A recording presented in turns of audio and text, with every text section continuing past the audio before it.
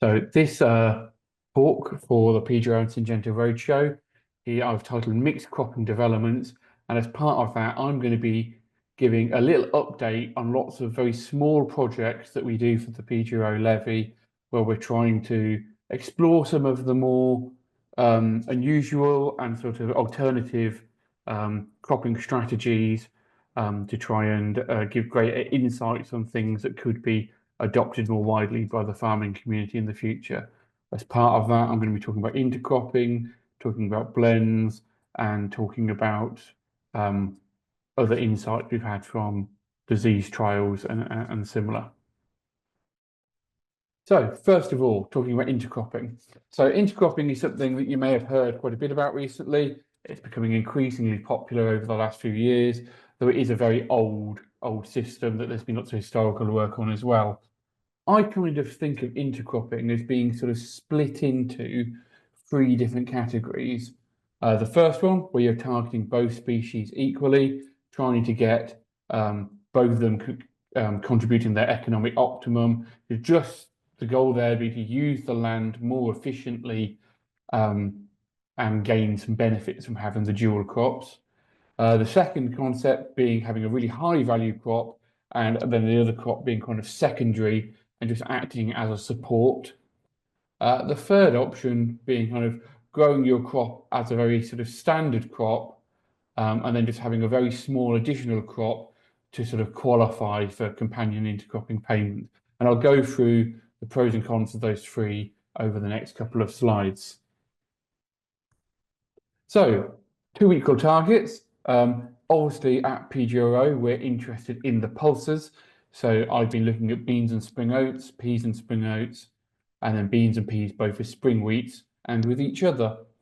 And going to keep this really quick and simple, but there is quite a few benefits of doing intercropping, but there is downsides as well that you need to take into account. First of all, how are you separating the products afterward? If you're doing one of the options where you've put a pulse with a grain, it can be relatively straightforward using a standard seed cleaner or sort of rotary equipment or gravity tables. Just need to set it up in such a way that your smaller product is separated from the larger. For pea and bean together, that's much more difficult. It can be done, but we would usually recommend anyone putting those two together is looking for a mixed end use. So if you're on a mixed farm, you could be directly feeding to livestock within your own farming system. That's where that's more suitable. Intercropping is also quite interesting for organic growers because you do tend to get a weed reduction, a disease reduction, and you get additional N inputs from the pulses without having fertilizer, all of which kind of give benefits to organic growers that they sometimes struggle to get otherwise without their chemicals. Other benefits, a big one is for peas, is obviously if you've got the peas growing with a companion or intercrop, they can act as a framework for them to hold on to, giving better standing and better combining at harvest. Other issue is that you can have sort of I like to think of it as an insurance scheme where you're compensating for bad seasons. So if it's a bad year for one of the two crops you've picked, the other one spreads into the space and sort of means you haven't lost the field. Other thing, obviously, is that you can get paid for doing this. So a quick little summary, we've been doing intercropping quite a bit, but just a little summary of the last 2 years. Here is a graph showing the LER, so that's the land efficiency ratio for those different combinations I was showing. And that line across at 1 is where you would have done just as well growing the two crops separately. And you see every treatment we've tried is above that, with lots of them being around 1.2. So that's a 20% benefit. Quickly looking then at the idea of a high value crop with a small supporting crop. Again, the goal is to increase a benefit to your sort of cash crop, but you need to be making sure that the intercrop supporting crop in with it is creating a greater benefit than is a disadvantage, because it will always create some disadvantage just via competition in the space and for nutrients underground. So we'd wondered about using this for vine and pea seed crops, which are quite valuable, but have the propensity to be very flat on the ground. And so we looked if we could put a small amount of beans or oats in with them to just act as a bit of a framework to hold it up, with the goal being that the losses from the competition would ideally be smaller than the amount that would have been shattered on the floor or hard to combine in the first place. So we've done this for 2 seasons now, and we found both times that the secondary crop causes greater loss via competition than a benefit from holding it up better. So I think both spring beans and oats aren't suitable partners for a vine seed crop. There may be other companions that would give that better structure without causing as much competition, and that's something we're still going to be keeping an eye on. Finally, on the intercrops, I wanted to sort of discuss something that I've seen people doing quite a bit, which is adding a very small amount of winter beans to a winter wheat crop. And they're doing this to sort of target a payment for doing an intercrop. They're keeping the winter bean amounts very low because they're really focusing on their winter wheat tonnage as their goal. The things I would say about this is that it does obviously have an impact on your rotations. Even though you're putting a small amount of winter beans in, that can still be affecting sort of hosts for beans underground, can be affecting foot rots especially, and thus it can have an impact on your rotations that you then may not be able to put a full crop of beans in that field when you would like to, and it can sort of take out that option from your rotational toolkit without having had much benefit in the first place. The other thing is that if you don't apply any N to this because you count it as a bean crop in part, the winter wheat will often really struggle. I think a lot of people have been applying N to these mixed intercrops, and they arguably shouldn't, because if the winter beans have been sown in there deliberately, it is arguably a bean crop in part, and then the amount of N, the N max should kick in and say that you shouldn't be putting N on it. So this kind of leads to a situation where I feel like people are often not making the best choices around this topic. And if I kind of feel as a representative of somebody who's in PGRO and invested in pulses, that if you are wanting to do a winter wheat, winter bean mix, you want to be sort of pushing the rate of winter beans high enough that it's kind of adding a significant amount of N to the soil in the summer rather than just dribs and drabs in the odd place. So otherwise you're not gaining that soil benefit that you would usually from a winter bean crop.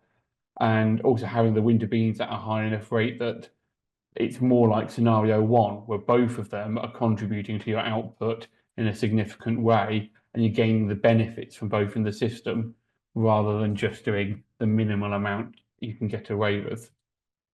As part of that, we've done some trials, as you can see to the side there, where we were sort of very much trying higher rates of winter beans in winter wheat than a lot of people do, to try and look for what might be something we could recommend.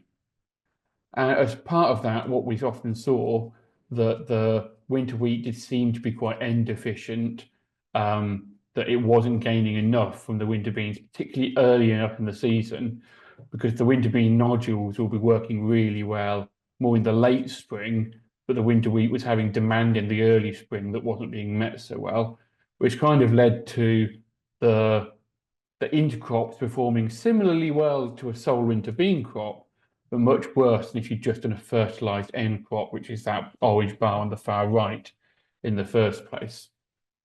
So again, this needs a bit more consideration about possibly looking at heritage varieties that may have less of a need for early N. Also going to be looking at some triticales that may have less need for early N, so that N demand kicks in around the same time as the winter beans start providing N, rather than slightly earlier. Moving off from straight intercrops to intercrops sort of minor cousin, the blend, where you're putting in two of the same species but a different variety, trying to gain benefits.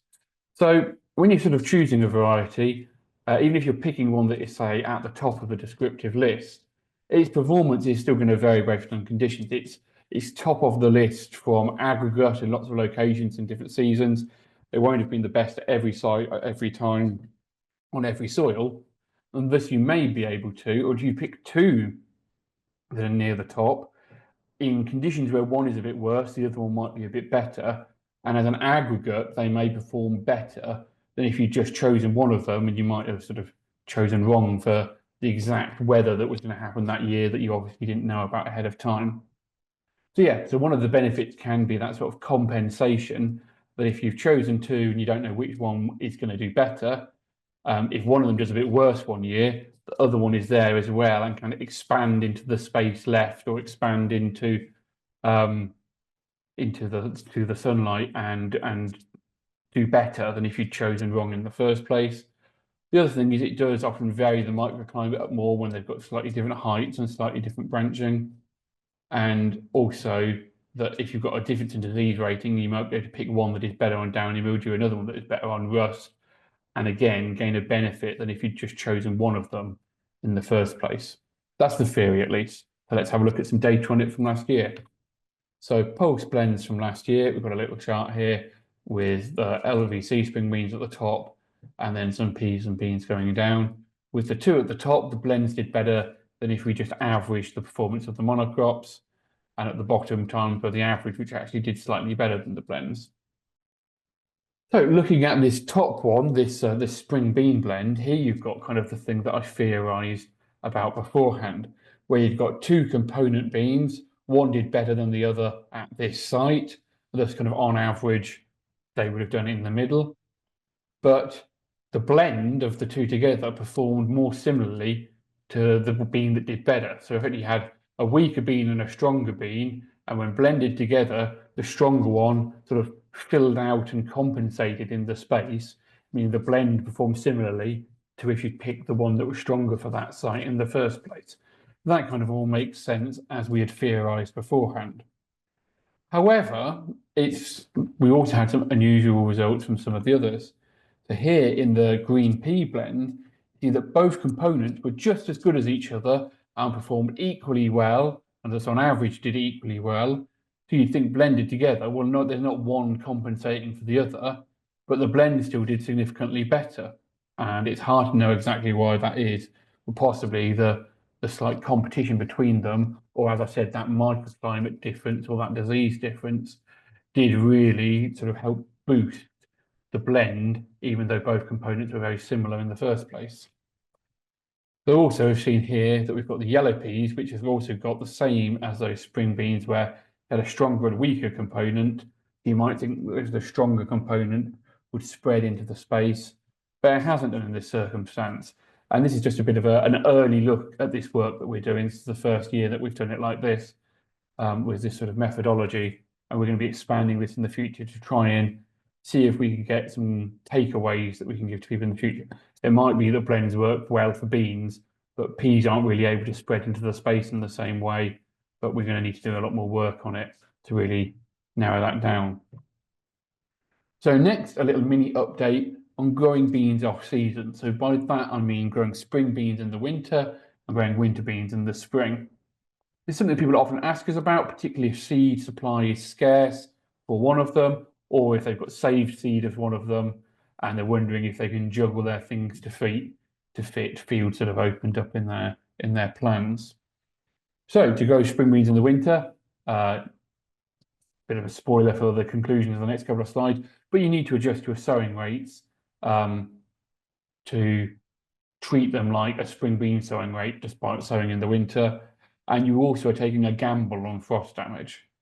Winter beans in the spring, again, you need to adjust the sowing rates to counteract the fact they're going to have less time to branch. But we'll show you some data on this year. Here we've got some spring beans sown in the winter. So Lynx and Genius in the gold are the spring beans sown in the winter. You can compare to Tundra and Vespa, the winter beans in brown.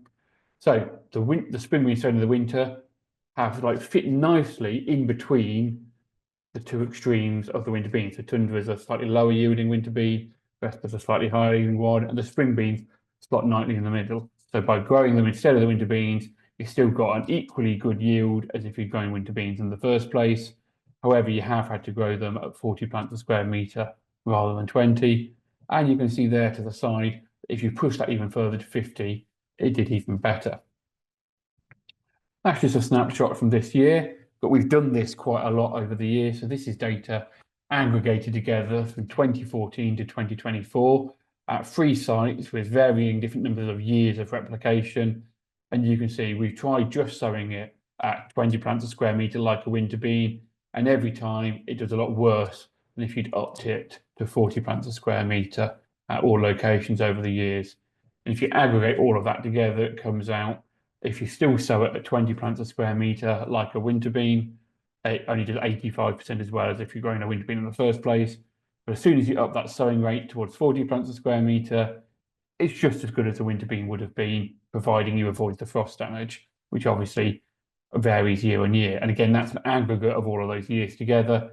Individual seasons, you may have had some frost damage that did knock it back. But in general, it is something that you can get just as good a yield if you adjust the rate. Winter beans and spring, so swapping that round there. Again, just quickly. So here we've got 3 winter beans, Tundra, Vespa and Vincent, grown in the spring this year at our site at Stubton. And effectively what I'm showing here on the graph on the left is that the winter beans sown in spring performed similarly to the spring beans. If you compare them to their same varieties grown in the winter, they performed a lot worse. And the takeaway from this is that, in 2024, we had a really good yield for winter beans and fairly poor yields for spring beans. How did the winter beans sown in the spring do? They performed like the spring beans. The time of sowing was the most relevant thing to how they performed, rather than the specific bean variety and the fact that it was a winter bean rather than a spring bean. And so, yeah, they can perform just as good as a spring bean would have done, but the conditions for spring beans need to be right. And thus, if it's a bad year for spring beans, winter beans sown in the spring will perform similarly to the spring beans. Whereas if it's a good year for spring beans, sowing winter beans in the spring, they can do just as well in those circumstances as well. But it's really the time of year of sowing that was the determinant for how well they did, rather than the variety type. Going on to something slightly different now, I'm going to sort of talk about a bit of history and where we might be going in the future as well. So here I've got a graph of the Combine and P descriptive list average control years over time, going back to 2000. And you can see that there was a bit of a general trend downwards for the control yields over time. So we've been putting new lines in, but every year we think we're getting new stuff that is better than the previous, and yet the average is still dropping over time. So there's 2 explanations here. One, we've been making unenforced errors and picking slightly worse lines without realizing it. And the old historical lines from back 25 years ago might be better than we've got now. And if we planted them again, we might be boosting what we've got. Alternatively, we have been improving the material well. Breeders have been sort of really upping things, but they've been fighting against a rising tide of yield loss. And if you put the old ones from 25 years ago back in, they'd be even worse. So how can we find out if this is the case? Well, I've picked an old line. This is an old line called Marrow that I've managed to get hold of still. And it's an old Marrow fat. So you can see there, the orange dots is its performance when it was last on the descriptive list, just before being taken off in 2007. As a Marrow fat, it was doing about 85% of what the controls were, which is what you'd expect. And it was sort of pottering along a little bit under the main line. So the question is, if we sow this in 2024, how does it perform? Does it maintain the sort of 4 tons per hectare of yield? And it's a Marrow fat that's even better than the controls are, and it's a really good option. Or has it kept track of doing 85% of controls and it's got worse over time just because there's additional pressures on all varieties that they didn't have back then? Right, let's have a look at what the data showed. It was even more dramatic than that. It really, really had dropped off, and that really sort of shows a bit the work of plant breeding to be fighting against what otherwise has been happening in terms of yield loss. Again, this is just one variety, and I'm trying to get some more lines from 25, 30 years ago from different seed banks and breeders, so I can look at this with more lines to try and see if this is a generally applicable thing. But it was really interesting to look at with this one variety to start with. So you might say, well, why have we got this big yield loss that we've been fighting against? Here's a couple of theories. The weather conditions have changed a lot over that 25 years, particularly in terms of dryness and heat in the summer. We've lost a lot of actives and products over that period that were otherwise doing a very good job of controlling certain things. And we've also seen a lot of some evidence at PGRO that a lot of pea crops have got a lot of viruses in them with low symptoms that may be really reducing yield in a non-obvious way. That's also something we're investigating. So another little side project now, and I'm aware this is a bit of a whistle-stop tour of hopefully lots of little interesting topics that we're working on and that hopefully we'll see some benefits in the future. So this is disease progression. So this is looking at what happens in sort of organic systems versus non-organic systems, and how do we learn what varieties are good against different diseases. So in general, what we would usually do is in doing a variety trial, we'd allow disease to occur in the first place. We wouldn't do a preventative spray, and then we'd see assign lines to being resistant, moderate, susceptible based on that early amount of disease that they had. So one variety may have 2% disease, one might have 7% disease, one might have 15% disease. And then before it gets any worse than that, we'll come in with the sprayer, clear that stuff up, or at least stop it from spreading further, and take the trial on to yield to get good yield data. We don't let things run rampant. But then the question is, what would happen if that disease had been left unchecked? Say, not only if you're an organic grower, but if there was really bad weather for spraying around the time that that disease was going, really high winds, really high rain or whatever, and you didn't get on, how do they perform? There's a couple of different theories, obviously. One is that they would still fit in those exact same groups if they were allowed to continue. The ones that struggle to get the disease early would still stay more resistant. The susceptible ones early on in the disease cycle will continue to be really susceptible. And that same pattern would be maintained if you let the disease continue. But there is an alternative, that you could have a change in performance as the disease progressed. So you could have something that seems moderately resistant early on, then hit a sort of a point where the disease takes over it more easily. Or you could have the opposite. You could have sort of late onset resistance that it always gets it a little bit, but it never gets fully taken over due to resisting it. And again, that would sort of change that disease's ranking in a scenario where it progresses really heavily. So this is something we're interested in sort of supplementing the list with in the future, is of doing trials where we really allow the disease to fully progress, like you do with untreated trials in wheat. It's hard in pulses with the size of the trial area to justify a full set of untreated trials for the DL. We're possibly going to be doing one or two a season rather than a full set, just to supplement the disease rating. So looking at some data from this from last year, here we have the DL rating in the grey bars, and here we have the score from the trial that we let it progress as much as it wanted to. And you can see that it generally tracks that the more susceptible varieties had more disease and the more resistant ones had less disease. But hopefully here you can see that there is sort of two gaps in the table, whether you sort of have the line shooting up above the rating, both at the susceptible end and at the resistant end, where there are some varieties that aren't quite fitting the pattern that would be interesting to investigate. Secondly, looking at the yield, if you let it develop with no spraying or control. This is again last year when rust had really good conditions. Again, things are in a very similar yield order in the disease progression trial. You still have the similar ones at the top and the bottom, but the yield is about a quarter to 1/5 of what it was if it had been sprayed for rust. Again, showing that really dramatic difference and the importance of that rust timing. So that's been a little whistle-stop tour of various little projects of mine. and we'll just quickly sum up what I'm doing when I'm not doing little projects, which is running the pulse descriptive list. So there's already talks available of me going through the full descriptive list, which I would encourage you to go and look if you're interested in all the new varieties. But just to do a quick summary, we've got a new winter beans variety, Miro, which is a very good early variety.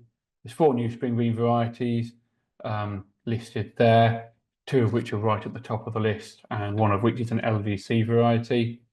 And then we also have 9 new pea varieties, 1 marrowfat coming in at the top of the marrowfats, 1 green coming in at the top of the greens, and then 7 new yellow options. There's been a real push in breeding for yellow peas, which has really opened up the amount of choices available there.